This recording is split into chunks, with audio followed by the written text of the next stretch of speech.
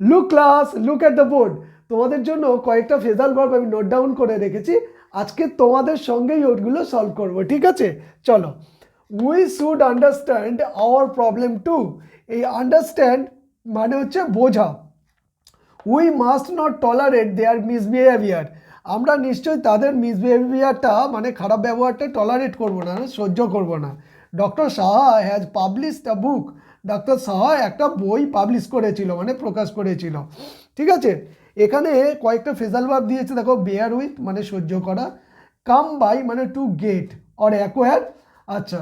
তারপরে হচ্ছে come out মানে হচ্ছে পাবলিশ করা মানে প্রকাশ করা, আর হচ্ছে মেক আউট মানে হচ্ছে বুঝতে পারা, ওকে, মানে আন্ডারস্ট্যান্ড করা। এখানে দেখো উই শুড আন্ডারস্ট্যান্ড, তোমাদেরকে বলে রাখি যে এখানে যে শুড আছে না, ক্যান, কুড, শ্যাল, শুড, মে, মাইট, এগুলো যদি থাকে তারপরে সবসময় কি হয় না, ভার্বের 1 নম্বর ফর্ম বসে।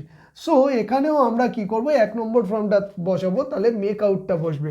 উত্তর হবে কি MAKE, make, OUT, out.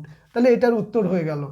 We must not tolerate, tolerate মানে কি সহ্য করা, এটাও দেখো ভার্বের 1 নম্বর ফর্ম আছে, তাহলে বেয়ার উইথটা যা আছে বেয়ার উইথ বসবে।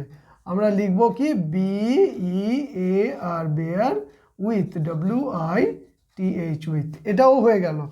এবার পরেরটাই দেখো, পরেরটাই লিখেছে doctor Saha has published a book, ঠিক আছে? এরপরে কিছুটা অংশ ছিল দিইনি। তো পাবলিশ মানে কি প্রকাশ করা, এখানে দেখো কাম আউট মানে হচ্ছে প্রকাশ করা, এখানে কাম আউট লিখবো COME, কাম, OUT, আউট। মজার বিষয়টা এখানে দেখো, এইটা কিন্তু ভার্বের 3 নম্বর ফর্ম, কারণ হচ্ছে হ্যাজাব থাকলে ভার্বের 3 নম্বর ফর্ম বসে। আমরা কামটা কামই লিখেছি, কারণ তোমরা জানো কাম ভার্বের 3টে ফর্ম বললে দেখবে শেষে কামই হয়, তাই না? কাম, কেম, কাম। তো তাই জন্য এখানে আমি কামটা কামই লিখলাম। পরেরটা দেখো, এখানে লেখা আছে কাম বাই। কাম বাই বললাম টু গেট অর অ্যাকোয়ার মানে অর্জন করা। So students, if you like our video, don't forget to subscribe our channel. It is free to you, but it is so important to us, okay? So don't forget to subscribe our channel.